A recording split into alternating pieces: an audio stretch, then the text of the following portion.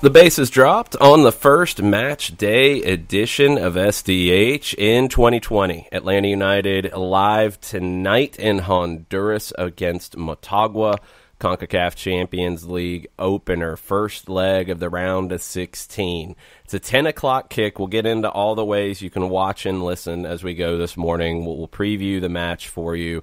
We'll take your predictions. It's going to be a 90-minute edition of the show today, so it is going to fly by. This is the debut of the 2020 Bailey Cup. Which one? Is this the Copa Especial edition that kicks off today? I would think so. I think this falls under Copa Especial, yes. Well, no, it definitely falls under that. I just couldn't remember if that's what we called it. Yes. Yes, and we'll have some new additions to the Bailey Cup standings across all the competitions, and we'll get into all of that as we start hour number 2. LAFC is in CONCACAF Champions League action tonight. They are in Mexico to face Club León. Sellout crowd expected. I think about 800 LAFC fans at a minimum will be in Mexico for this. It's going to be a very cool atmosphere. Be looking for those highlights after Atlanta and Motagua is done. But the news this morning caught, I think, everybody by surprise in the way that this played out. We talked about it yesterday. Ron Jans with Cincinnati had stepped away from the team. We went into the allegations yesterday. He's resigned. So FC Cincinnati is without a full-time manager at the moment. They have plugged in Yohan Damet, who has been the interim before. He is the interim right now. I kind of wonder if they don't just give him the season, or at least give him till the summer. If something changes in the summer, if things aren't going well, and or somebody becomes available, maybe you can address it then. But there's no reason to rush into anything at this point because Cincinnati has just had a mess of 14 months in Major League Soccer. Yeah.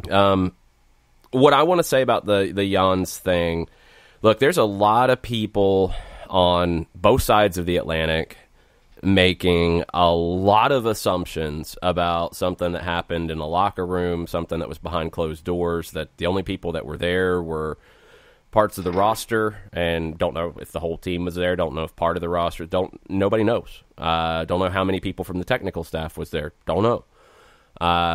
A lot of people are making a lot of assumptions about how this went down, and assumptions about what Ron Jans should have known, what he could have known. Was he naive? Was he stupid? Whatever. And the more I've thought about it, I've come back to something that our friend Jason over at Home Sweet Soccer posted yesterday. He posted a really good 2-minute video about it, and his comments at the end is what sticks with me. Whatever he knew or didn't know or couldn't know or any of that, you're going to face consequences for things you do at work. And whether it's a mistake, whether it was intentional, whether he knew it was a risky thing to do, whether he didn't know, doesn't matter. You're going to face consequences. And anything you do, you open yourself up to that. And that's life. Should he have known more? Obviously, yes. But you can talk to people anywhere about their history with that word, and everybody has a different approach to it. I told you a story yesterday about boys that I coached that had no understanding of the power of that word. And these were kids, and it's to be expected that they're learning these things. A 60-year-old man is in a different situation, but whatever knowledge or lack thereof was had by Ron Jans, anything you do at work, you're going to face consequences. And he's faced them. I do have a feeling that there will be more to come from this. And there's been a lot of whispers about extra elements to it. Look, who knows? It's a huge black eye. It's a huge black eye for Cincinnati. And again, regardless whether it's intentional or not, it sets them back. And it's another distraction from a team that had a bad first year. And this year they've brought in some good new pieces. They should have a much better season. Now you have to wonder. It's a shame that this is part of the conversation today. I'm sure it's going to dominate a lot of the conversation everywhere. And it's not that we don't want to get into it. If you guys have questions, throw them our way. But without being in that locker room, without being in Ron Jan's head and living his life, I don't know what he knew or didn't. But it was an incredibly foolish thing, whether he knew or didn't know, and consequences are consequences, and that's where you're at right now. So go check out what Jason had to say over at Home Sweet Soccer. It's like a 2-minute video that he posted on his Twitter, and there's people who disagree. I mean, the comments are, as typical, the comments are a dumpster fire in a lot of different ways, because that's what comments turn into. But it's a complicated situation because of cultural sensitivity or lack thereof, knowledge or lack thereof. And honestly, all of us outside of the team and the coaching staff weren't there, and we don't know how it went down. We have no idea. So regardless of all of that, consequences are going to happen when you do things at work. And if people are uncomfortable with things you have done at work, well, you're in a bad spot. And Ron Jan's resigned, I'm assuming, because he knew he was in a bad spot. The quote from Jeff Birding, president of FC Cincinnati: as Major League Soccer's investigation unfolded and some themes emerged, Ron offered his resignation, and we agreed that it was the best course of action for everyone involved with FC Cincinnati. We place the utmost importance on a strong culture within our club, beginning in our locker room, and that every person connected with FC Cincinnati feels valued, respected, and trusted. Racial and cultural diversity is a major part of what makes the game of soccer so special, and we place the highest priority on respecting every person involved in our game. This includes absolutely everyone associated with our club, from our locker room and front office all the way through to our fans. And the most important thing with what Birding said here is that if anyone felt disrespected, if anyone felt uncomfortable, and if anyone did not believe that it was a simple mistake, well, then you're probably going to have problems for the whole time that Ron Jans would be there. So I don't know what the some themes emerged part could be getting into. And as I said yesterday, if there's other things that we didn't know about, if I think there was some allegation about something from last October that hadn't been mentioned before, if there had been a conversation about, hey, things are a little different here, and maybe you should be a little more careful, and maybe you should actually educate yourself a little bit more on it. If these things happened before and then this happened, I mean, come on. It's a no-brainer. But none of us are there. We don't know. And the assumptions are going to get out of hand today. I can already assume, because that's what we do. We assume things, don't we? But I think it's going to get to be a mess, and consequences are consequences.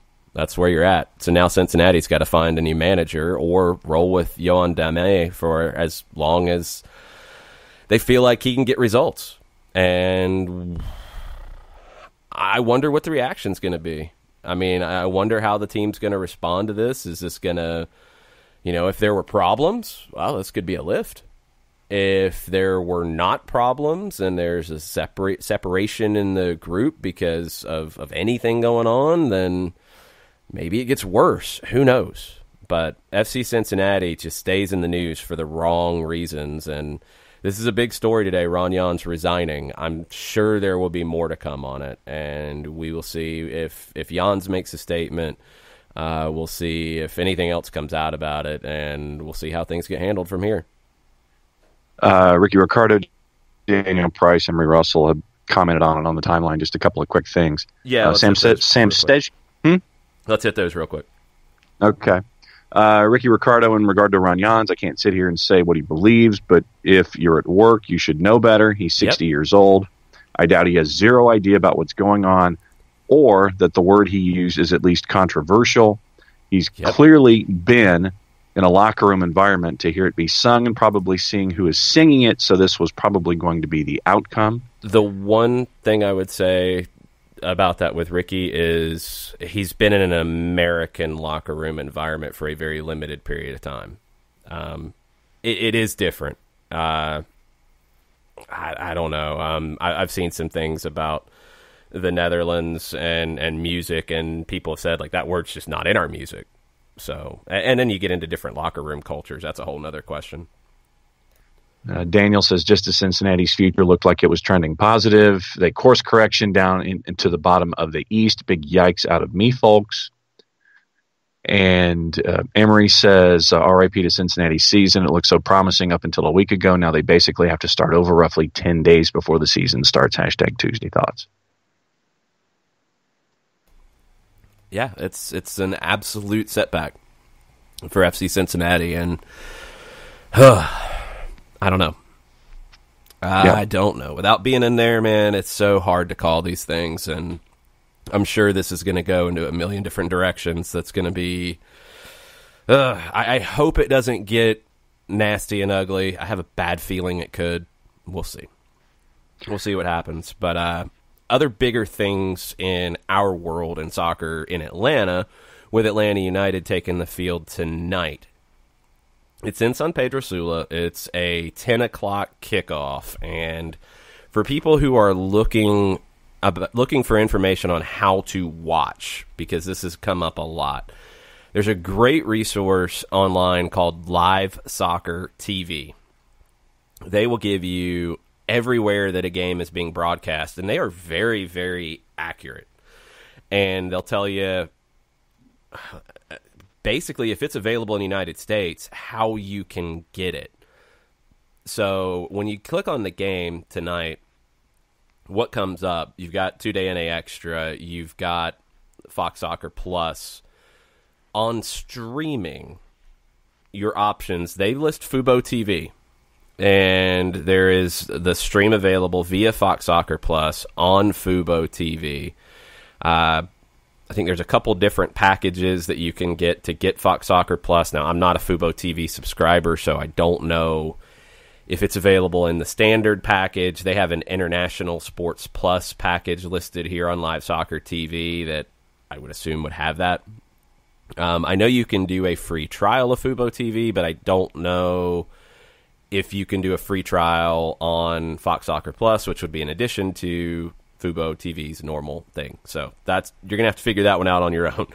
2-day NA Extra, they've got the schedule for 2-day NA Extra, and if you're a subscriber of Fox Soccer Plus, you can access the match on Fox Sports Go or foxsports.com. Authentication is required. So that's how you can watch at home or on a stream. If you want to go somewhere to watch, I know the Brewhouse Cafe will have it in Little 5 Points. I assume most soccer bars would have access to Fox Soccer Plus, but I don't know for sure. I've not seen anybody else specifically say, yes, we are carrying the game. We sat last night for Soccer Over There with Saqib Zafrani, the owner of the Brewhouse, and he said, we are carrying the game. So I can take that word. Brewhouse will have the game. Anybody else? I don't know. If you know of places that will be broadcasting the game tonight, or that will be televising the game tonight at their establishments, go ahead and throw it in the Twitter timeline. We'll try to throw a compilation together, because a lot of people have asked, well, I'm in Brookhaven, I'm in Buckhead, I'm north of the perimeter. I don't know who all's going to have it. But Live Soccer TV will help you access it at home. You can also listen on 92.9 The Game on the radio.com app, on the Atlanta United app. Pre-match coverage starts at 9:30, kickoff at 10 or just thereafter, and then the full-time report will be on after the final whistle. So it's going to be a busy, busy rest of the day and evening for Atlanta United fans. You might want to take a nap after the European Champions League matches today. Just saying. You might want to rest up, because Five Stripes After Dark usually gets weird. Usually? Usually. I mean, not always, but I was usually. going to say, most of the time it's gotten pretty weird. I think most of the time and usually would be the same thing, yes. I can't say every time. We have had juice box shifting, by the way. Yeah, it's not a surprise. Well, we'll get into that. We'll save that for just a little while later. Okay, we have an update from our friend Kelly Francis that Rira in Midtown will have the match. So Rira is in. Brewhouse is in. That's the two we know about so far. So stay tuned. We'll keep updating you. We will keep telling you whenever anybody chimes in and says that the game's going to be on here. So if you want to go watch it, you can. Mike and I will be with you on the radio if you want to join us there. Let's get into other news related to tonight's action first. So Club Leon LAFC announced as a sellout. This is Carlos Vela's first professional club match in Mexico. It's kind of crazy. He came up through Chivas Academy after the U17 World Cup. He left for Europe, went to Arsenal first. Never played a professional club match in Mexico. And with him turning down call-ups to El Tri, I wonder what the reaction's going to be to him tonight. I mean, it's excitement because he's one of the best Mexican players of this generation. So you're going to have plenty of people who are excited. I think you're going to have some people who are going to boo him too. Yep. And whistle him, and people who are going to be angry with him for not playing for El Tri. It's going to be weird. I'm really intrigued to see how people respond to him. I'm intrigued to see what LAFC does defensively. In preseason with Eddie Segura away on international duty, Bob Bradley started Dejan Jakovic, who's a veteran, mid-30s at this point. He's lost a step. Started him with Jordan Harvey, who played left back last year, and is not a prototypical center back at all. Those were your two center backs in preseason. Segura will have to start tonight, and I would assume with Jakovic, but I wonder if Leon's going to try to target Jakovic and make the most out of that. I want to see what he does in the midfield as well. Bradley's got a lot of options now, but he's just incorporating Janela from Uruguay, who was at the Olympic qualifying, Cifuentes from Ecuador, who was at the Olympic qualifying, Atuesta from Colombia, who was at the Olympic qualifying. It's a lot of talent, but you're getting them for a couple of weeks before you're playing a competitive match. And I don't know what the configuration is going to be in the midfield. Adama Diamande injured. Does Vela move up top? Does that mean it's Diego Rossi and Brian Rodriguez on the flanks? Probably. It's the best way to get the most talent out there. What kind of role could Bradley Wright Phillips play? We don't know. LAFC is going to be really interesting to see when they post the lineup and then how the match plays out. Club Leon rested players on Friday night. They lost to Atletico San Luis 3-1. They wanted to be ready for this match. This home leg for them is a huge statement kind of match. And LAFC's going into a buzzsaw that I don't know if they've ever really gone into. I mean, as big of an atmosphere as you can get for LAFC playing, across town in Carson, playing in Portland, that's a good rivalry, playing in Seattle. RSL's turned into a good rivalry for LAFC. San Jose always has a bit of edge to it. I don't know if any of those compare to what this is going to be like tonight. I don't know. And honestly, when you look at probably the biggest intense atmosphere that they've gone into and play in Carson against the Galaxy, they haven't ordinarily done well with that. So I'm fascinated by that match tonight. I hate that it's at the same time as Atlanta and Motagua because I would love to be watching it, but I have to check out the highlights afterwards. I'm sure we'll talk about the highlights on Full Time Report, and I'm sure that we'll be digging into it the rest of the week because it's the big high-profile match of the round of 16. Couple things for LAFC for me. What is your gut reaction? What's the first thing that pops into your head? The first time Carlos Vela's name is mentioned in the building, what do you think is the response? I don't know. I have no idea. Probably a lot of response, but a mixed response. Because there's so you think it'll be 50-50? No, I don't know if it's 50. No, I don't know. I'm not putting a number on it. I have no way to call it. I think there will be boos. I think there will be cheers. But I don't know in what order. I have no way to know that. I don't think anybody does. I mean, you're talking about one of the most talented players of his generation, so there's going to be plenty of people who are excited. But you're talking about somebody who has chosen to turn down call-ups for the national team. That could upset some people. So, I don't know. I have no idea. It's definitely going to get a reaction, but I don't know to what degree and to which direction that reaction will be. And to your point, I'm wondering about the front line and the back line for LAFC. My guess is it's Rodriguez, Rossi, Vela, and some combination. But yeah, I'm worried. If I'm an LAFC fan, I'm worried about the back. And with Leon having sat folks a couple days ago and getting ready for this one, I think your description of buzzsaw is accurate. I think it's going to be an environment that, short of El Tráfico, they haven't seen. And it's going to be, like I keep saying, it's like have the Atlanta United Motagua match on one screen and somewhere close by have Leon and LAFC, because that one's going to be, you want to talk a hot crowd, that's going to be a hot crowd when Carlos Vela comes to town. I'm going to disagree with what you just said. If you are an Atlanta United fan, watch the Atlanta United match. Period.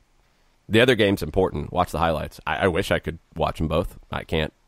So watch the highlights. This is CONCACAF Champions League. This is not just a nice little friendly that, it doesn't really matter. You can turn away and watch another game. No, you can't. That's not how this stuff works. Y'all know that. This is a big night. This is the opening of a campaign that it's going to take 8 matches to get to where you want to get, and that is lifting a trophy at the end of it. The CONCACAF Champions League is that big jewel out there that nobody in MLS has been able to grab yet. You have to go back to the old CONCACAF Cup, which was organized in a completely different way, to find MLS teams winning a CONCACAF competition. And you had 2. You had DC United win in 1998. You had the LA Galaxy win in 2000, and that was a whole crazy process to begin with. I think both of them won in their home cities, actually, too. So they had a home field advantage in a tournament. It's the crown jewel. And say what you want about CONCACAF, and I know a lot of people will have a lot of snarky things to say with the hashtag CCL fever. Man, I legitimately have Champions League fever. I think I might actually have a fever because of CONCACAF Champions League. I'm not sure. I think the fever broke a couple days ago. But it's a big deal. It's exciting. I love these games. I love to see these teams from Central America. I love to see the different styles, the dark arts, the flopping, the cheap shots, the drama. All of it is just outstanding. And you never know what you're going to get out of these games. It's not your run-of-the-mill just 2 teams playing from different countries. No, it's not like that. There's so much baked into it. Don't let anybody tell you this isn't a great tournament. It's a big deal. And for MLS, who's trying to prove themselves as the best league in CONCACAF, well, you got to win this. You can't be the best league in a confederation if you're not winning the Champions League. You can't. It was the same thing that England went through for a long time, where the Premier League was trying to say that they were the best league, and English teams could not win the Champions League. So, no, they weren't the best league. Flat out, they weren't. The Bundesliga went through a time period where it was like, no, we're the best league. But they weren't winning the Champions League. Italy, Juventus. Juventus has had a claim to being one of the top teams in Europe for a while now. Well, got to win one of these at some point. They've won some in the past, I know, but I'm talking about in a run here. MLS hasn't ever won the thing. You're going back to 2000 when it was called the CONCACAF Cup. I think the 2000 CONCACAF Champions Cup was actually played in January of 2001 because welcome to CONCACAF. Let's see. The games were played in Fullerton and LA. The LA Galaxy won the final at the Memorial Coliseum, 3-2 over Olympia from Honduras. Ezra Hendrickson with the winning goals. Pretty wild match, actually. Olympia scored first, then the Galaxy scored 2 goals in 3 minutes. Then Olympia equalized in the 51st, and Ezra Hendrickson in the 78th minute. Well, that should have qualified the LA Galaxy for the 2001 FIFA Club World Championship. I'm sensing a conjunction in your next sentence. Do you want to guess which one? But. Yes. It didn't happen because of a lot of things, but one of them was FIFA's marketing partner, ISL, collapsed. Because in 2000, there actually was a FIFA Club World Championship, and it was held in Brazil. And you had the CONCACAF representative was Necaxa, but you had Manchester United in a group with Vasco da Gama, Necaxa, and South Melbourne, which is now a semi-pro team because you didn't have the A-League at that point. So you had 8 teams play in 2 groups of 4, and then a semifinal, or no, just a third place in a final. He didn't go semis. Well, that was the plan for 2001 for the LA Galaxy to go play in it, and it was going to expand. The groups were actually drawn, which is crazy about this. So it was 3 groups of 4. It was 12 teams. The LA Galaxy were scheduled to open the tournament at the Santiago Bernabeu Stadium in Madrid against Hearts of Oak from Ghana. And their second match was against Real Madrid in that building. And then their third match was supposed to be against Jubilo Iwata of the J-League. Well, tournament never happened. That's the last time. That's it. 1998, DC United won the tournament. Played at RFK. They won in the final over Toluca 1-0. Eddie Pope scored the goal. There was no Club World Cup. There was nothing like that. They got to go play in something that I don't think has ever been played since. Was the Copa Interamericana. And it was held infrequently between CONCACAF and CONMEBOL. It was the winners of CONCACAF's Champions Cup against the Copa Libertadores. I mean, it was held at first in 1969, then 72, then it skipped 75, then it skipped 77. I mean, it's all over the place. But DC was the last team to win the thing. They beat Vasco da Gama. Vasco da Gama did not play their home leg in Brazil. They played it in Fort Lauderdale at Lockhart Stadium. And DC won that. That's it. That's MLS success in CONCACAF competition. That's why it's a big deal for Atlanta United, for LAFC, for your defending MLS Cup champions, Seattle, for New York City, who actually has a pretty good route, even for Montreal. That's why it's a big opportunity here to go and plant the flag for MLS, because this is year 25. You got 2 CONCACAF titles in 24 years. All the progress, it's great. All the development, wonderful. You are not the best league in CONCACAF until you start winning the Champions League. Period. 10 players from Liga MX coming to MLS. That's the same amount that came in the last 2 years. Great. Big names. Carlos Vela playing in MLS. Chicharito playing in MLS. All great. Liga MX can still say they're the best because they win this tournament on a regular basis. That has to change for MLS, and it needs to change now. There's no more excuses. None. And I'm not buying the schedule. Look, the schedule is what the schedule is. You're going to be stuck any which way. MLS didn't want to have a group stage in the fall because they didn't want to affect their playoffs. This is where you're at. You got to deal with it. And you've got to go take care of business. LAFC has a really tough place to go take care of business tonight. No excuse. Atlanta United, missing players. No excuse. Seattle, they've made some late signings. Chemistry is probably still a work in progress. No excuse. Montreal, no excuse. I don't care. You've got to show up in these tournaments. New York City, yeah, they're facing an opponent that nobody's seen in CONCACAF before. San Carlos has never played in CONCACAF. Doesn't matter. You got to take care of business. The expectations are high, and there's just no more excuses. The league is at that point where there's no more excuses. You've got to win, and if not now, win. I don't know what else it takes. And I mean, we can keep saying, you need to expand the money. Of course you do. You need to keep growing.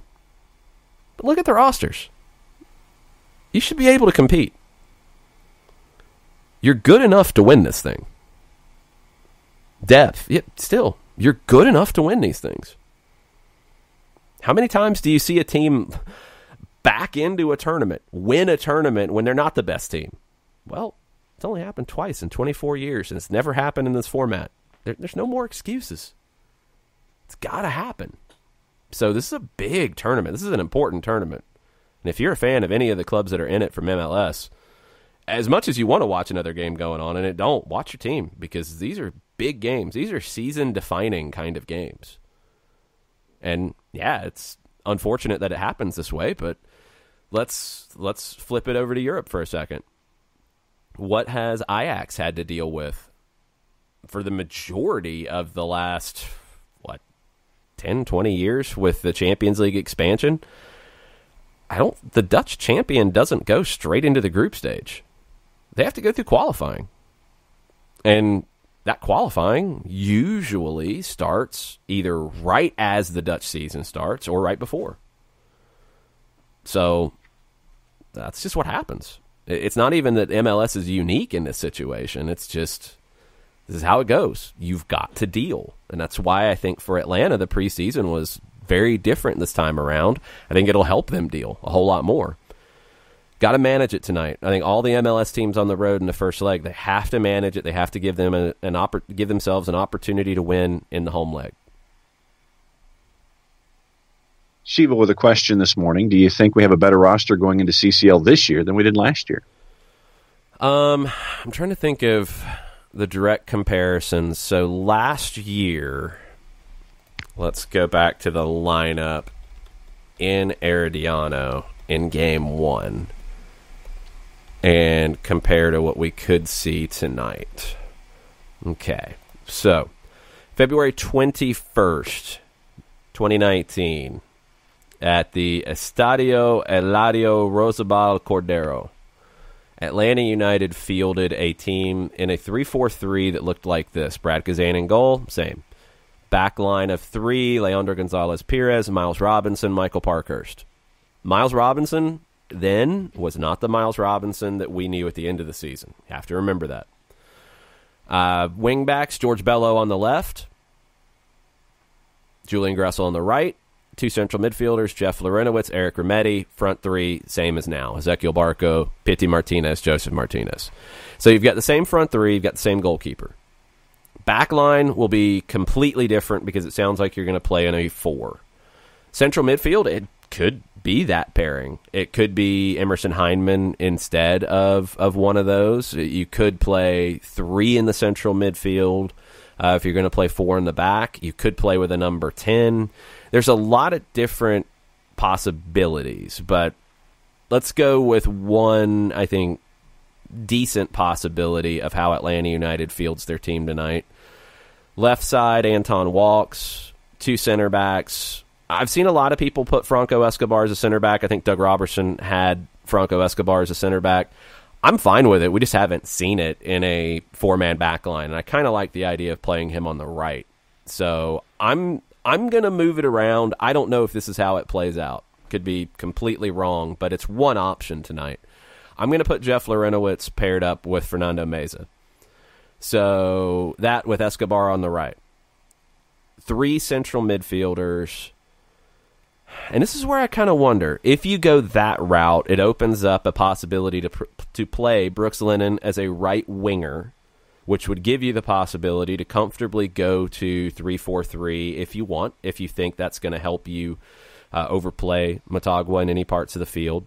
You can just move the pieces around very simply to do that, which I think is attractive.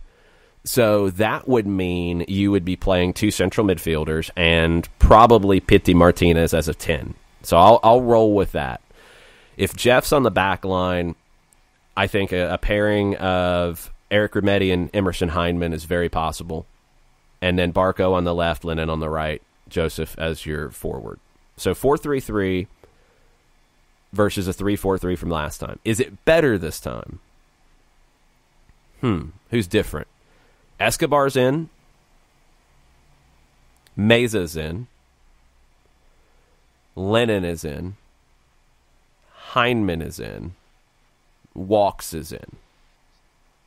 Is that the differences? I think that's all the differences. Sounds right. That's going into it and trying to put my head back in last year at February. The questions that I would have had then is Miles ready? I felt like he was, but he had very limited experience.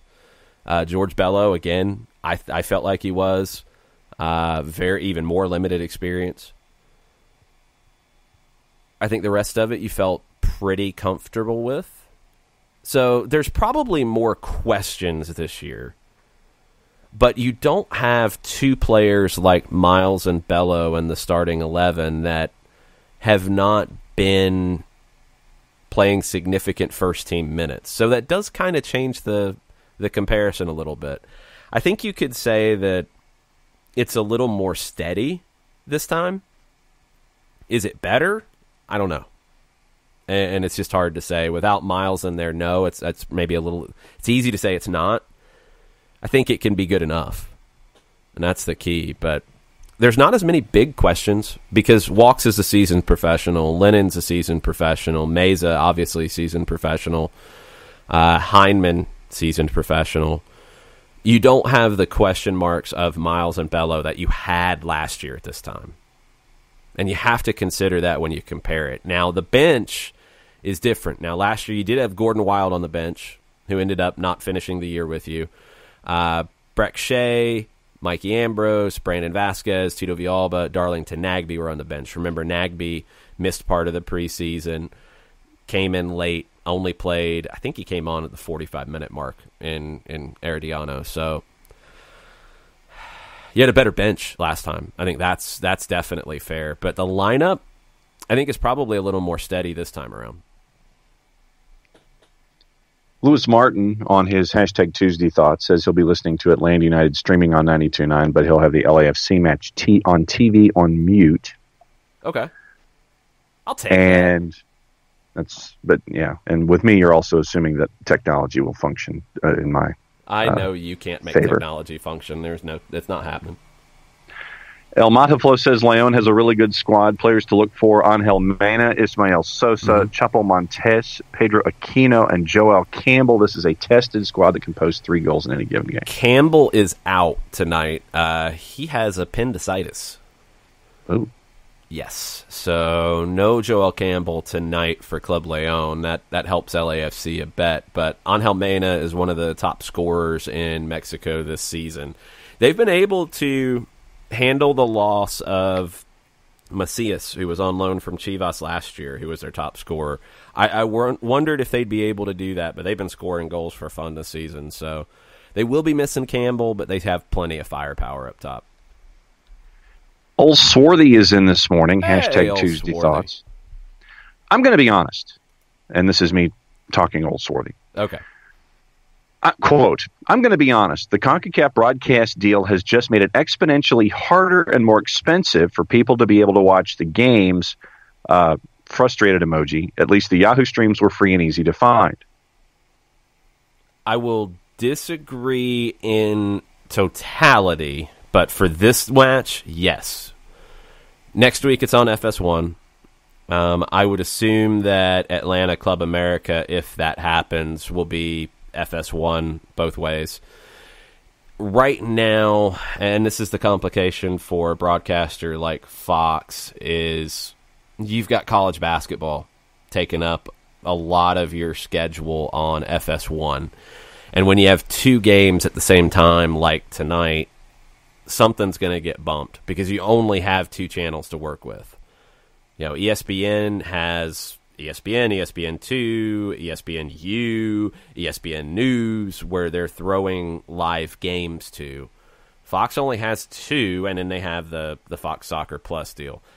What I wish they had done, and they did it with the Olympic qualifying on the women's side, where when they had to move a game over to Fox Soccer Plus, if you were a subscriber at the FS1 level, you could access the stream for free. You got access to that. I have not seen anything about that this time around. That's a missed opportunity.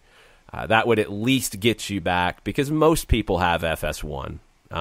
That's pretty universal, although not quite as much penetration as ESPN.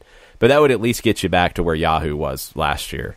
And for the whole total of the tournament, it's going to end up being better with English language coverage on Fox. But yes, tonight, not ideal at all. Not ideal at all.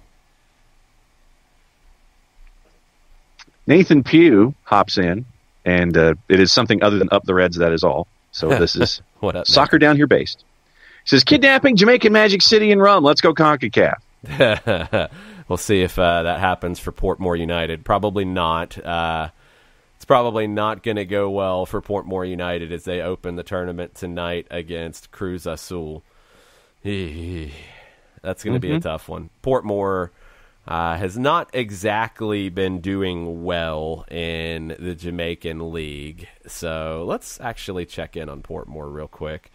It's been a minute since nobody drew Portmore from MLS. They've gotten better. They're in third in the table now. So they're 8 points out of the lead. Waterhouse is the top team. So through 25 matches, they have 42 points. They've climbed the ladder a little bit, but they've lost their last 2 going into this, so that's not helping.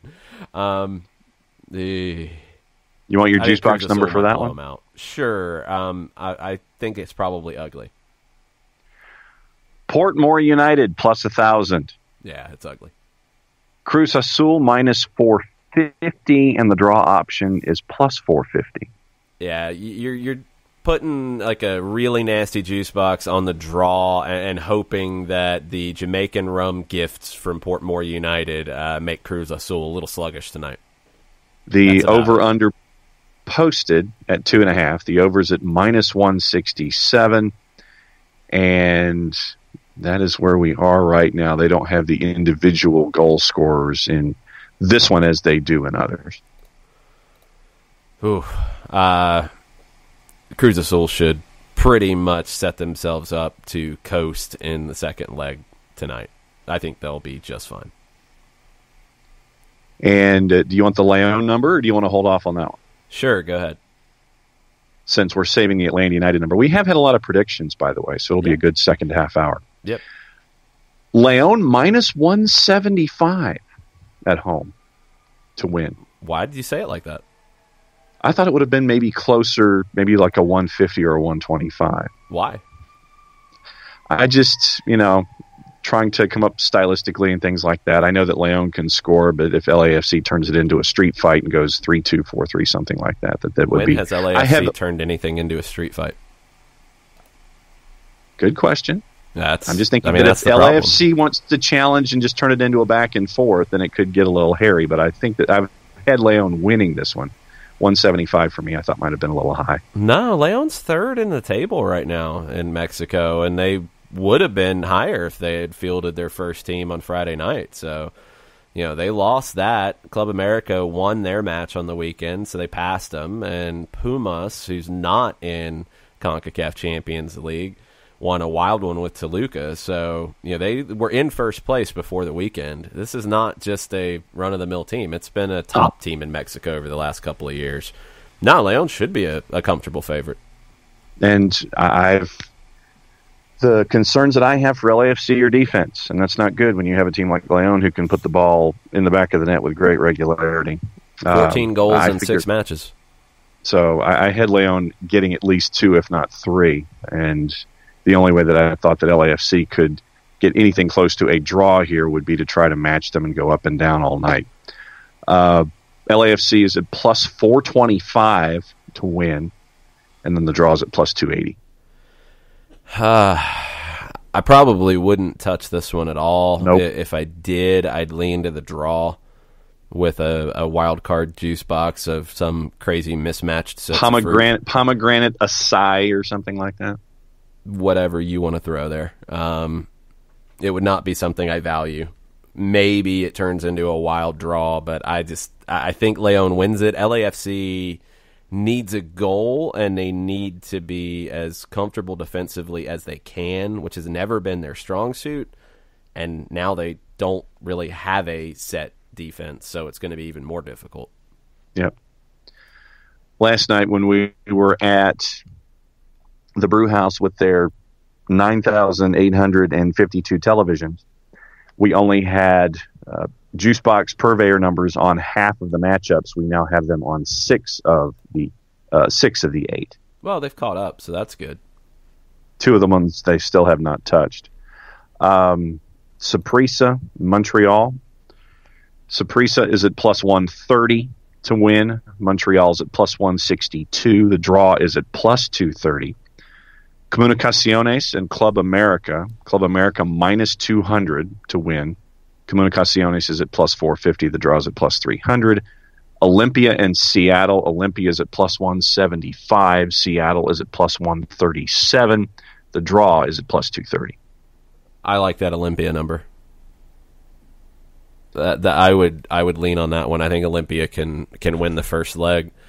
I think Seattle's unsettled defense is going to hurt them. I think Olympia can take care of that one. So it won't be a huge win, but just in a 2-1 or a 1-0, yeah, I think Olympia can win that. That's the number that jumps out to me the most out of the ones you just said.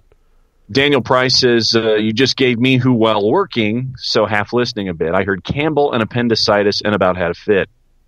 No. See, I mean, okay. Here's something we're going to do. When people aren't listening, we're not going to then repeat it to then confuse people even more. So next time, just tweet at Daniel and explain it, and we'll be good. There's nothing wrong with George Campbell. It's Joel Campbell of Club Leon. There you go. We have like I said, we have a lot of predictions, so I think the second half hour will be it'll be pretty cool. The final half hour of the show, because everybody's jumping in on predictions, and that's good. Well, let's get into a couple other things first. You've got a couple of ACL injuries in the league. LA Galaxy left back Danilo Acosta announced that he has an ACL injury. Paul Arriola confirmed that he has an ACL injury. Timetable for both to return not determined yet.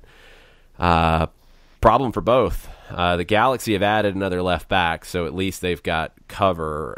Arriola, I think, was going to end up either him or Gressel was going to play right back. Now I don't know what DC does, so stay tuned to see if they go try to bring in an addition there. Rodolfo Pizarro made more news yesterday. First, he was officially announced, which was a good thing by Miami. I'm trying to not call them Inter Miami because I don't want the lawyers to come yelling at me as well, even though there's still a long way to go in that lawsuit. Mm-hmm.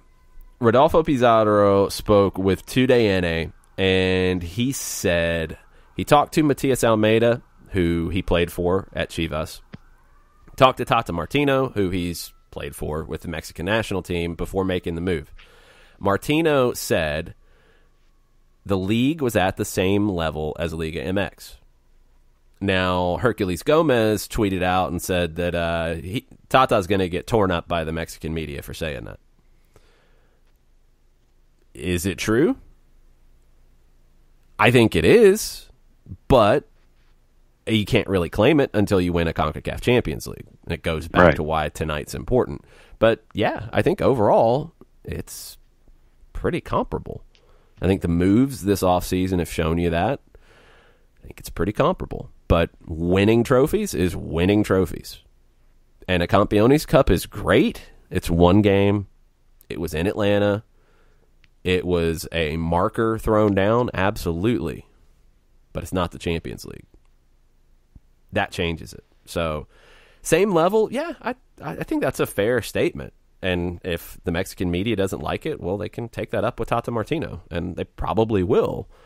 But I don't think it's a crazy thing to say. And we'll see how this plays out. We'll see how Pizarro is treated by the Mexican media. It's going to get weird because I've noticed it with some. You're starting to get a very defensive stance from some towards MLS, where before they didn't really care. It was kind of like, oh, okay, MLS is over here. Now it's a little bit of, well, wait a minute, we don't like that they're growing so much. We don't like that they're taking players. We don't like this. I mean, Raul Ruiz-Diaz spoke about it. If you're a player and you have a family, there's a lot of big benefits of coming to play in MLS versus playing in Mexico. That's a fact. And that's not going away anytime soon. So I think you're going to see more of this. And I think it's good for both leagues as both grow. And they should work together because it will benefit both. And it creates a larger market, even if they are separate. It creates a larger market. Players will come be part of the overall market and move within the market, move from Mexico to the U.S. and vice versa. So it's only going to continue, but this statement from Pizarro relaying what Tata Martino said, I want to see what their reaction is going to end up being in Mexico. I mean, didn't Alan Pulido say the same things when he was signed with Sporting Kansas City? I don't know if he said it so directly. But, I thought that there was stuff about him wanting to come up here and quality of life and those kinds of things. Part, yes. No, that's different. I'm talking about the specific thing about the league being at the same level, because nobody's arguing about the quality of life part. It's Liga MX is going to feel, personally aggrieved by the manager of Mexico saying that Major League Soccer is at the same level. Yeah, no doubt. That's the issue. I mean, quality of life thing, nobody's arguing. It is just a fact. A couple rumors before we get into a deeper dive on Atlanta Motagua. Cincinnati, we'll see where all this goes, but they are close to bringing in a Dutch attacker, Siem de Jong, who is at... Am I missing it? I think he's at PSV, if I'm not mistaken. This is one that's been rumored for a little while, but the reports are that he's going to head to Cincinnati and undergo a medical. It'd be a 1-year loan with options for 21 and 22, and it's been reported by The Athletic and the Cincinnati Enquirer. Inter Miami could be losing Lee Nguyen, headed to Ho Chi Minh City in Vietnam. And Lee Nguyen's played in Vietnam before. He's a huge star in Vietnam. Now that you look at it and you bring in Pizarro, how much time is Lee Nguyen going to get? So I get it. And the source has said that they're holding talks with Nguyen. The main issues that have not been agreed are salary and transfer fee. Reportedly, the salary would be around $430,000, which would be a record for the league in Vietnam. And I think would be more than he's making here. So, hey, you get the opportunity to go and you're going to play, go for it, Lee Nguyen. At this point, go secure the bag. I get it. Vancouver looking at a attacking midfielder from Korea, Lee Dong-jung. 22 years old. He plays for Ulsan Hyundai. 4 goals, 2 assists in 30 appearances, 2 caps with the South Korean national team, 8 goals and 9 appearances with the U20s. That'd be a nice signing for Vancouver if they can pull that off. That's being reported by Steve Hahn and Manuel Veith of Transfermarkt.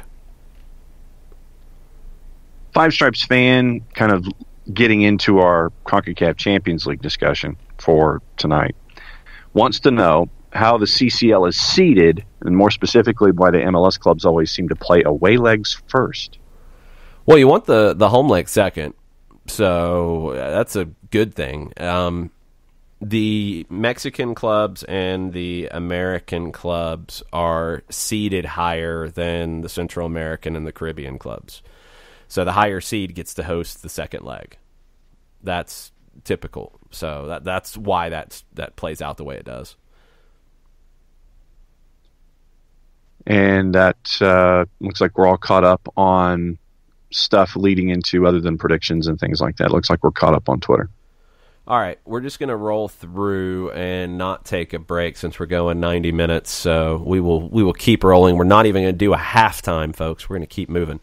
Let's dig into details on Atlanta and Motagua and things to watch for tonight.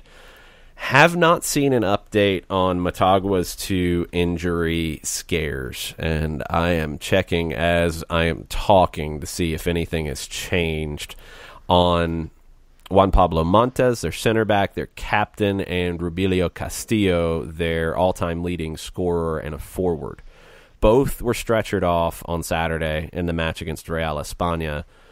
Have not seen an update. It didn't look good for Montes at all. It looked like a hamstring. It was hard to tell what the injury was with Castillo. It was a kick to the back of the heel, the ankle. I don't think it was any higher than that. I don't think it was to the calf. But it was hard to tell what the actual injury was, if there was anything more than just being kicked. So I'm not sure on his availability tonight. There's an easier replacement for him in Gonzalo Klusener. You could also move your leading scorer, Roberto Moreira, up top. He's been playing more in a second forward role. But for Montes, I think it's a bigger absence than even Miles Robinson is for Atlanta, because Montes is the team's captain, and he's a huge weapon on set pieces. Yesterday, Emilio Izaguirre, the Honduran veteran, spoke to the media and said that was where they felt like they had a huge advantage against Atlanta, was on set pieces. It's a team with a lot of size. It's a team that has multiple players who deliver quality set pieces. The majority are going to come from Matias Galvalis, a veteran central midfielder. But Montes is a big part of that, and he's a huge target on the back post. You don't have him. Somebody has to put that scare into Atlanta, and I don't know exactly who that would be. Klusener could be that guy. Ranieri Mallorquin, central midfielder with a lot of size, he could be that guy, but usually he's somebody who attacks kind of a second ball from the outside of the 18. Set pieces are going to be a huge issue tonight. Huge issue. Atlanta has to be switched on, and I'm sure they put some extra work in set pieces after scouting Motagua and kind of seeing where things stand. The right side is the best part of Motagua's team. The right back, Felix Crisanto, and the right winger, Kevin Lopez, that's where the chances come from. Motagua is not a team that creates a ton of chances from the run of play. The majority of them come from that right side.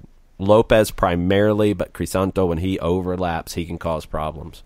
They pretty much stay wide. Lopez likes to stay out wide. He doesn't really come inside a lot to look for his own shot. He wants to put in a cross, and he puts in good crosses. He will come inside a little bit when Crisanto overlaps him. But they have good chemistry. They've played together for a long time. They're in sync. That's going to be difficult for Atlanta to deal with. And Anton Walks is going to have his hands full tonight on the left side dealing with this. He's going to have to get some help. If it's, whoever's the central midfield pair or trio is, somebody's going to have to slide over and help him out. And, that's where an Eric Remedi and Emerson Hyndman and Jeff Lorenowitz, if he's in there, and Mo Adams maybe, they've got to be switched on and they can't let Walks get overloaded when Crisanto goes. That's going to be key. Moreira's the other key for me. He's a difficult one because he's really good at finding space. And he doesn't really like to stay up high and play to make it like a 4-4-2. He drops in behind, whether it's Castillo or Klusener up top. He likes to play off of that number 9, and he'll drift out wide. He'll kind of wander around a little bit. He'll disappear a little bit in a match, but then he pops up and he finishes plays. He makes good runs late to finish plays.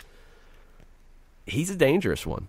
And that's another one where that midfield has got to help, and you've got to have good communication. I think Fernando Meza, his experience, his communication, he's going to have to take charge in this back line. And, he's new. I don't think he's going to end up being a captain this year, but he's going to need to act like one tonight, because the communication will be critical to dealing with the overloads on the right, but also dealing with Morera.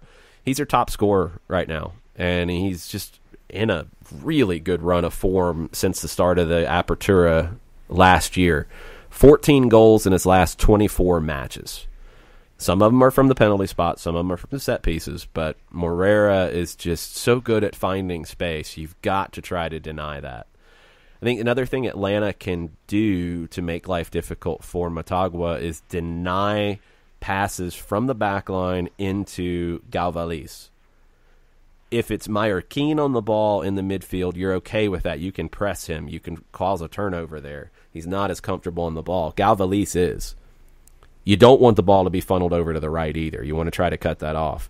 You want to make them try to play down the left. You want to make them try to have to play through Mallorquin or play long. And that's where Jeff Larenowitz on the back line could be useful. Franco Escobar on the back line, his ability in the air, he's very good in the air. I think you're going to see Motagua play long. They're a team, and they're in a weird spot here tonight because they need to win. They need to get a couple of goals. They'd like to have as much of a cushion as they could possibly get coming to Kennesaw next week. They do score a good bit of goals, but they're not like an open team. They don't play this wide open style. A lot of teams in Honduras just drop off because just like Atlanta's roster compared to, I don't know, Vancouver, for example. Vancouver's going to drop off because they feel like they can't compete in a straight-up match. That's most games from Motagua in Honduras. So they're not playing this wide-open attacking style, but they're getting a lot of goals because set pieces and because teams just give them a lot of space. I don't think Atlanta gives them a ton of space tonight. So how they deal with that, and can you keep Motagua from getting comfortable? And I think that's the number one thing here because, yes, they've been a very good team at home. Yes, they have been a very good team this season.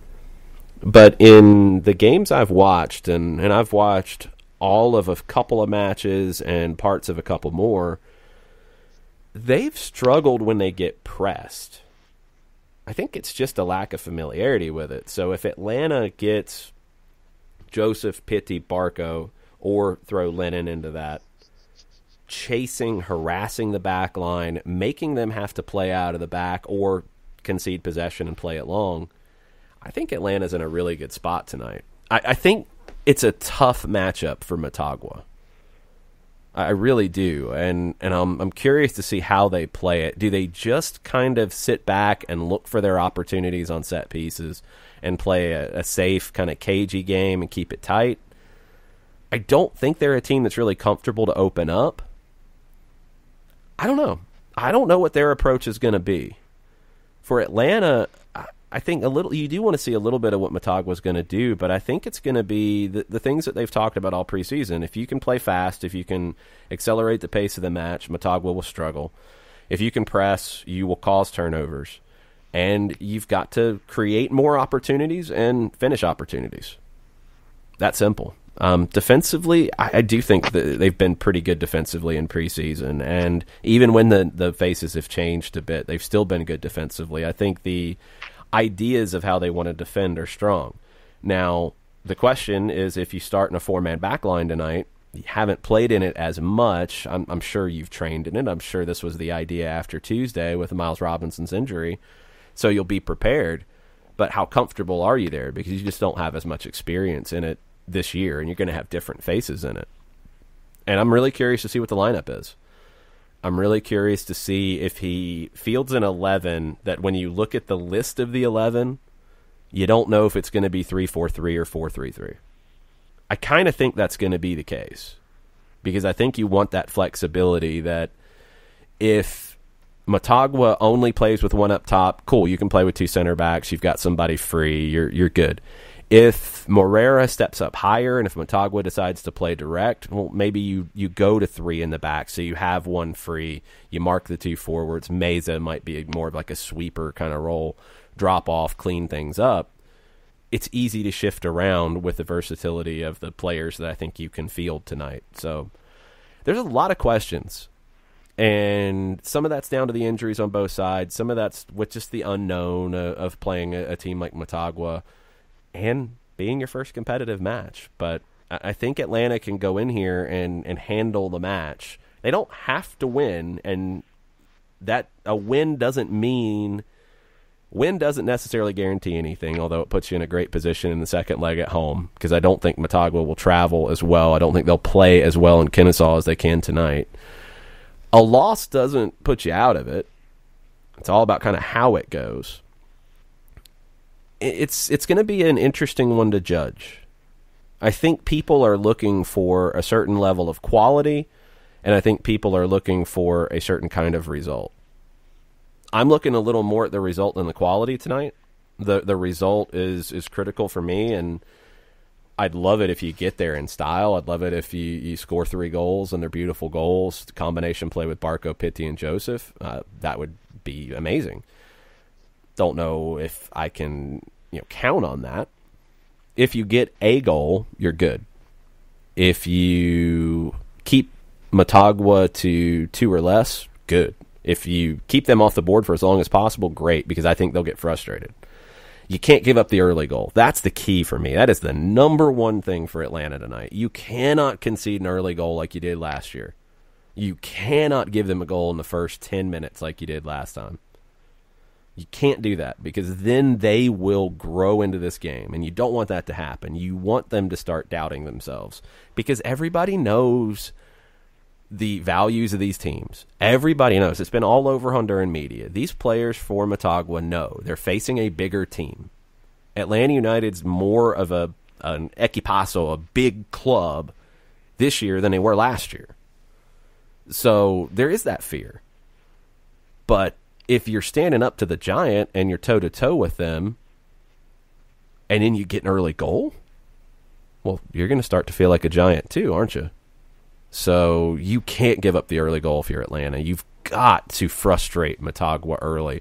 And if that means the game's kind of wild, crazy, sloppy, you're pressing everywhere, whatever it takes to take Motagua out of their game, because they want to slow the game down, cool. You do it, because you cannot concede early. If you concede early, then you've got to just do whatever it takes to get out of there alive. If you keep it scoreless through the first half, if Motagua does not find a goal in the first half, I think Atlanta ends up winning this comfortably, because I think Motagua will wilt, and I think Atlanta will grow. I really do. But conceding an early goal would be the worst thing that could happen for Atlanta tonight. Looking at La Prensa, they are reporting that Juan Pablo Montez suffered a fibrillar tear that will keep him away from action for 8 to 10 days. Yeah, it looked bad. Yeah, and then he checked out in the 55th, I think, and it says that Diego Vasquez loses a fundamental piece in his scheme. Montez's place will be occupied by Marcelo Santos. In addition, Montez is likely low for the return clash in the United States next Tuesday. Because it's a hamstring. I mean, you're not coming back that fast. Marcelo Santos is who checked in for him on the weekend. Santos has played a little bit more in the midfield. He didn't look great. I mean, after the Montez injury, Real España had some chances in that match on Saturday. The defense looked shakier. So that opens up another opportunity for Atlanta to put some pressure on them. I thought they might go to Wilmer Crisanto, who's got a little more experience than Marcelo Santos, but we'll see what lineup Vasquez fields tonight. Montez, I didn't expect it, and with La Prensa reporting that, I'd be pretty guaranteed that he's not playing tonight. And yeah, from what I saw, knowing that Motagua was coming up on the plate for Atlanta United, I was drawn to those particular matches when they did show up. And as you mentioned, for me, it was seeing Motagua working offensively down the right-hand side, and it was either, depending on the opponent, it was connections, but most of the time I saw stuff over the top, trying to get down into the offensive third as quickly as possible to try to get something done, but saw rarely anything in the middle and down their left-hand side offensively. Yeah, I do think they could go back to something they did in the CONCACAF League final last year, the home leg where they needed to find a goal. It was a 1-0 loss in the first leg at Saprissa. home leg was the second leg. They fielded Omar Elvir, the left back who's played predominantly in the season this year, as the left back, and they fielded Emilio Izaguirre as the left winger. Now, he's mostly played left back in his career, but he's been a very attack-minded left back. So I could see them doing that because they don't really have another better left-sided option. Izaguirre would not be asked to really track back very much unless they're under pressure, and then it turns into a little bit of a line of five. You've got that flexibility. But I think he'd be in there for his kind of veteran savvy on the left side. But you're talking about a player who the wheels are starting to go. You know, you're talking in the mid-30s on him, and how much does he have left? He hasn't played a ton. He's been a player that came back to Motagua last summer and has been kind of a big game player for them. He really hasn't seen the field very much in the Clausura. How ready is he for something like this? I mean, yes, you've got all that experience to lean on, and you can kind of manage moments, but where's the fitness going to be for a player who's played 112 minutes this season? You know, one start, one appearance off the bench. It's just... And it felt like they were kind of saving him for this because he's had that start and that sub-appearance in the last couple of matches. I would not be surprised to see him at left wing. Just looking at what they did against Saprissa and looking at what they need, I don't think there's really a better option there. And you're going to need... This is where it gets difficult for Diego Vasquez because you have to be concerned about your back line. You have to feel like the chances of Atlanta scoring a goal have increased with Montez's injury. So do you need a little more firepower? Do you have to open up a little more than maybe you've had to in the league? Maybe you have to put in a talented player like an Izaguirre and get what you can out of him. If he can give you 45 and contribute to a goal, you'll take it. So the decisions for Vasquez are going to be really difficult on the Motagua side tonight. And Frank de Boer, also from La Prensa, and this is translated, he mentioned Crisanto, Galvalis, and Lopez in the press conference, saying that, quote, "We know it'll be a difficult game because Motagua is further in on their season," and mentioning those three particular individuals was what Frank did in the press conference as all the pop-up windows decided they wanted to show up all of a sudden. So yeah, Frank had his press conference opportunity. Out technology, John. One day. No doubt. I'm right there with you. Not today, but yeah. So De Boer mentioned those particular three players when it comes to his press conference. He says, "Now we find a team that's in good shape, first in their league, but we're confident in our team to bring us a good result." In highlighting those three players, he says, "I have a lot of respect for Motagua. What I've seen in images," and this is translated, "is a team with a lot of confidence. He plays different systems, sometimes with three in the back and such." Yeah, a little bit. They've mostly been a 4-4-1-1 team, but they do have some flexibility, and they have kind of rotated guys a good bit, but their schedule's been a little hectic as of late too. No VAR tonight. Referee is Adonai Escobedo. He is a 32-year-old referee from Mexico, young referee. This is his first CONCACAF Champions League match. He is a very experienced referee. He's got work in the CONCACAF League, the Nations League, the Gold Cup, 3 matches at the most recent U17 World Cup in Brazil. So you're talking about a guy who's on the rise. Predominantly works in Liga MX. And he was in the middle for Chivas and Cruz Azul on Saturday night. He was in the middle for Club America and Juarez on February 2nd, which was a little wild. There was a foul 20 seconds into the match that went to VAR, and it was a red card. It absolutely was a red card.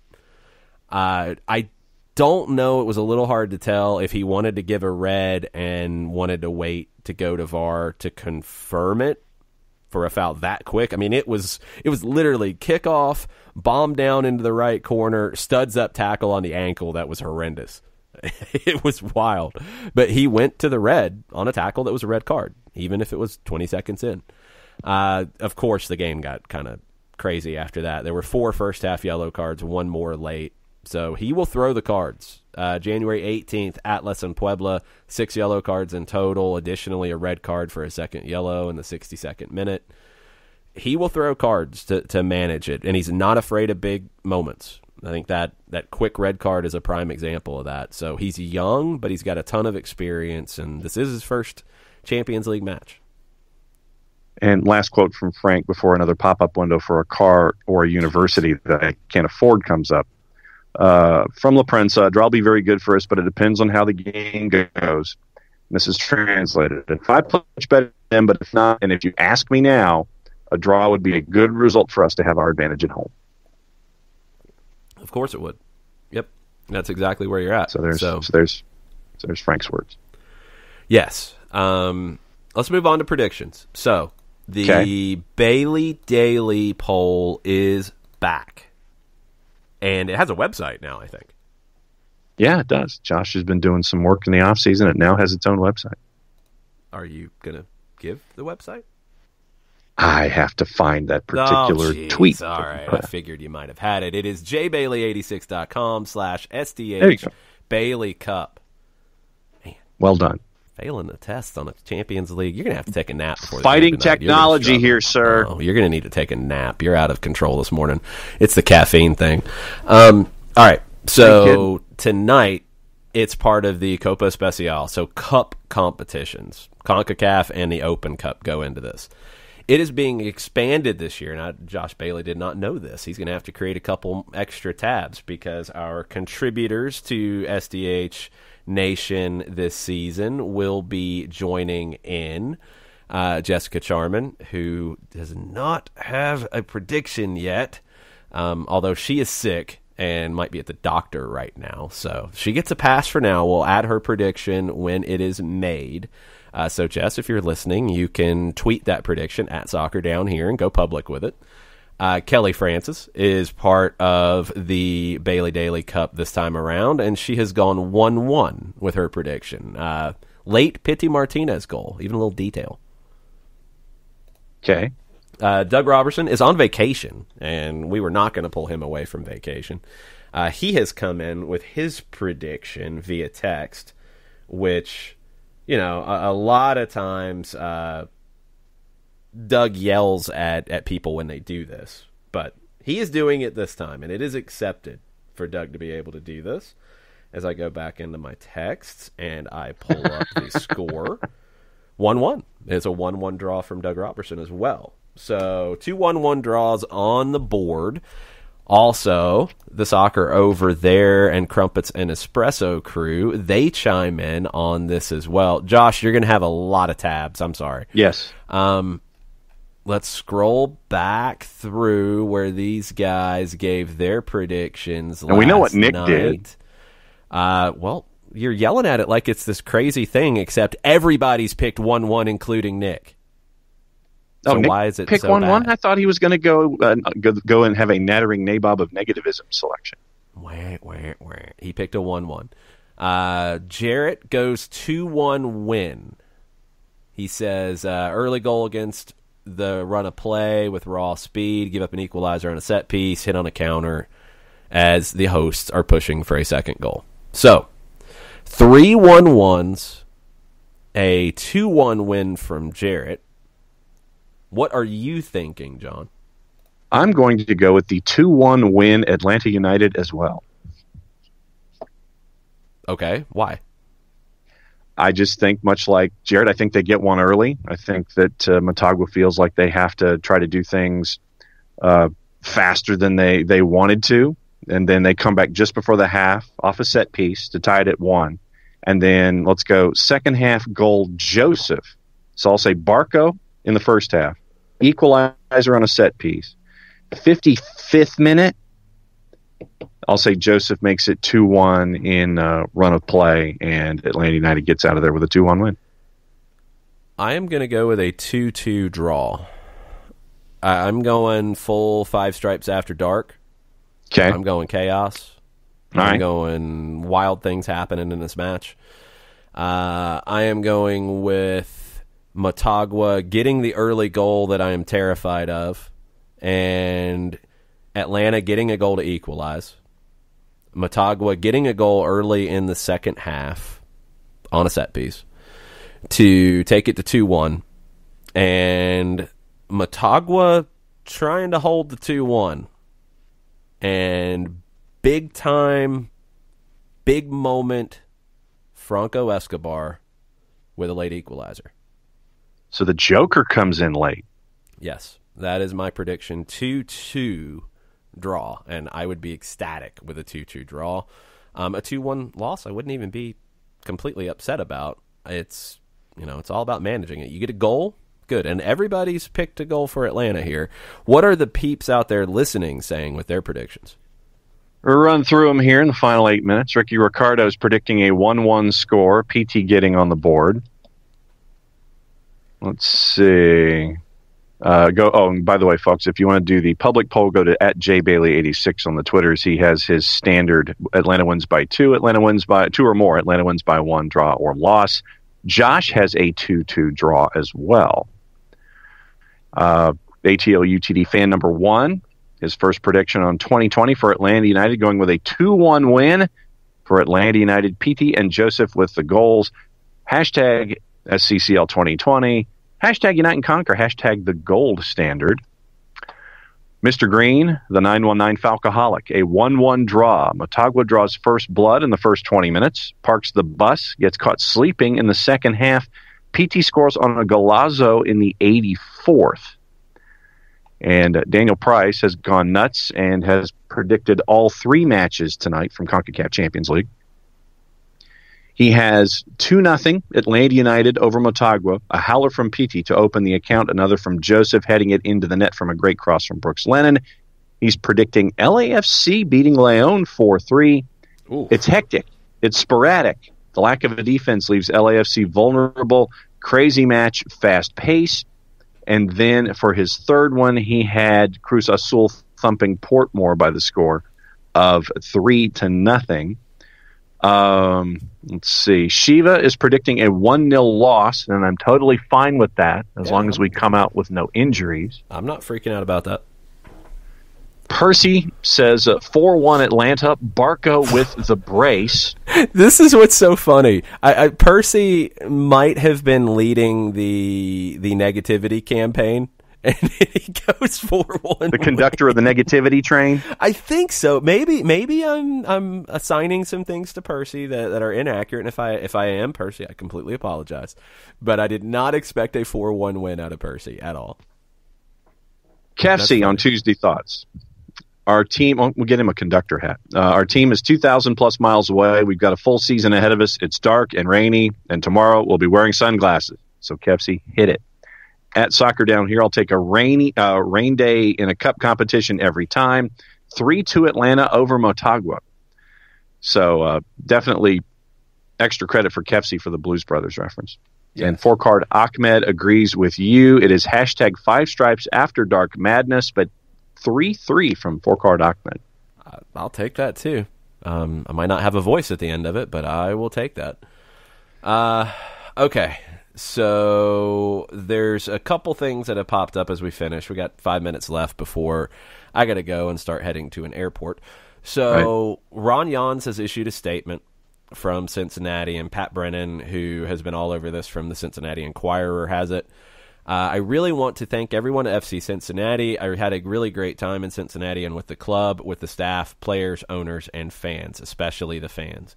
I'm really sorry our story ends like this, but even if I were to return, there would be too much damage done to be able to move forward successfully. I want to wish the club good luck in the continued building of FC Cincinnati to the next stage. Nothing wrong with that. I mean, it's real. It's accurate, and that's something that he, depending on however you feel, whatever happened, whatever we know, don't know, whatever. It's very possible that, there's too much damage done, and it just wouldn't have worked out, even if, the club, the league, all of it had ruled and decided that it's misunderstanding, it's overblown, it's not what it is, whatever. If you can't lead the group because of these things, then you can't lead the group. So it's best to walk away now, and it's probably the best way you could handle it. So That's the statement from Ron Jans. We wondered when that would come. It has now come. Cincinnati social media and Reddit is an absolute mess right now. I would advise staying away from it. It's, oh boy, all over the place bad. Just all the bad. No good. It's gonna be an interesting night tonight. It's not the first game of a new era, but it kind of feels that way. Maybe it's because of some of the roster turnover. Maybe because it feels like this team might look a little different on the field. I think in a good way, and I know some people don't think that. I do. I think this team can be more versatile, more multifaceted, a team that can play in a variety of ways. I think it's a team that can have a lot of dimensions to it. That's also a hard thing to achieve. And something that I've come to love about Atlanta United is that they do not run away from doing big things. Chicharito talked about it when he was signed, and I thought it was a really cool phrase about dreaming impossible things, dreaming cool things and making cool things happen. For him going to LA was one of those things. I think Atlanta United and everything they've done up to now, it's not really a surprise that they would be trying to play in a big, bold, in your face, oh, you don't think we can do that? Let us show you. We're going to do that. Oh, American teams can't play that way. Let us show you. We are going to play that way. Oh, that's too much. That's asking too much. It's too complicated. Whatever. No, we're going to do it. It's the same thing that Arthur Blank was told when he said, nope, we're not going to build a small soccer stadium in Johns Creek or Kennesaw or Lawrenceville. We're going to play in the NFL venue. That's too big. It'll never work. That's crazy. Let us show you. Let us show you. I have belief in this. I have belief in the city. I kind of feel like the way that Atlanta United is approaching their playing style has that same attitude. Look, it's complicated. It's not easy. It's not, honestly, I can't think of an MLS club that has tried to play in this way and tried to have this many, all these dimensions to it. 3-4-3, 4-3-3, 3-5-2, 4-4, whatever. You can throw all the numbers together and make a goulash out of it. It doesn't really matter. It's a team that I think the idea is to take what Rinus Michels turned into total football back in the 70s, 60s and 70s, first at Ajax and then with the Dutch national team. He took that from the magical Hungarian national team of the 50s that I think went through a time frame where they lost one match in like 10 years before the Hungarian Revolution and players left the country. And that match was the World Cup final in 54.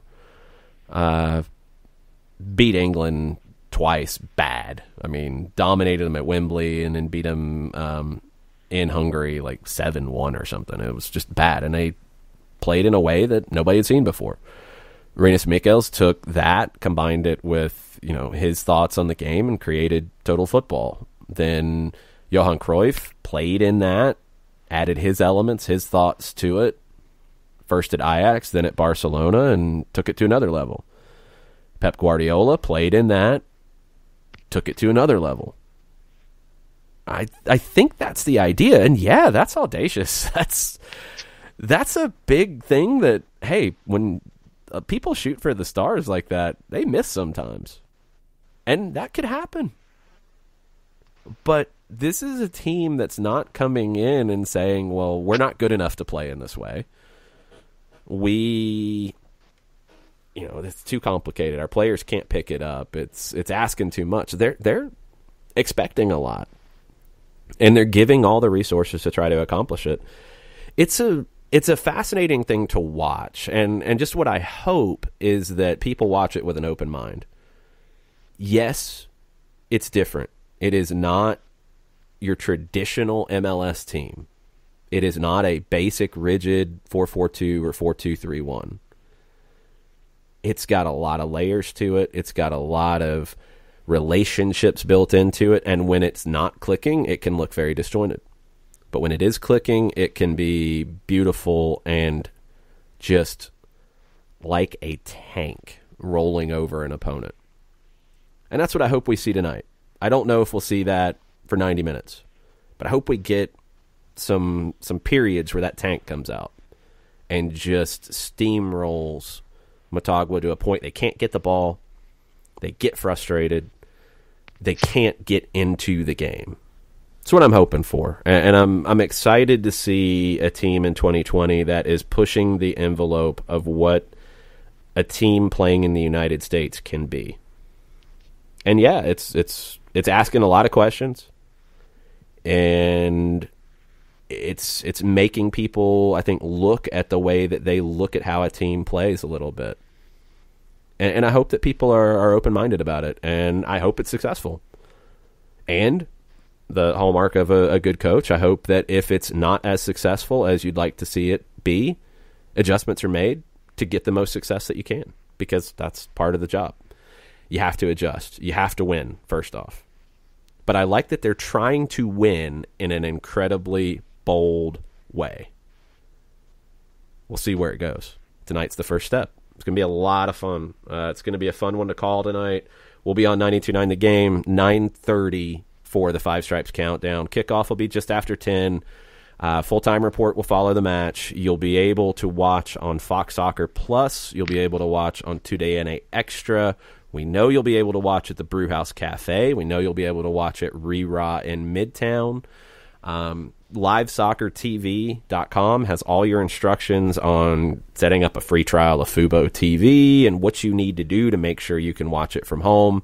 You can listen to us on your radio, also on the radio.com app, on the Atlanta United app. All starts tonight, y'all. Tomorrow morning, not a normal show tomorrow morning at all. I'll be traveling. Tomorrow evening, 6 to 8, is the Overreaction Wednesday show. Anything else, John, before we go? Love it. Embrace it.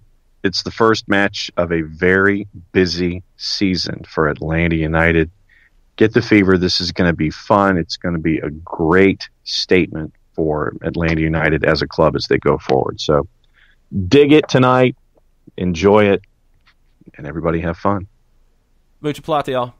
Mucho plata.